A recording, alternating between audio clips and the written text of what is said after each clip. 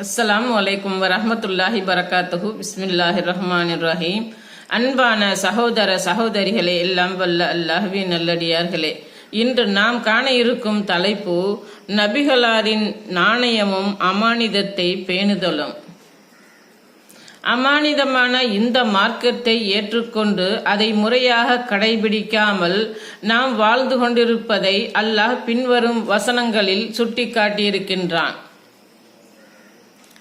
வானங்கள், பூமி மற்றும் மலைகளுக்கு அமானிதத்தை நாம் முன்வைத்தோம்.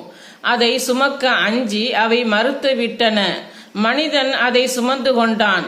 அவன் அநீதி இழைப்பவனாகவும் அறியாதவனாகவும் இருக்கின்றான். அல் குர்ஆன் அத்தியாயம் 33 வசனம் 72. நம்பிக்கை துரோகத்தால் ஏற்படும் விளைவுகள். கூட்டு சேர்ந்து நடத்தப்படும் கடைகள் பெரும்பாலும் நீண்ட நாட்கள்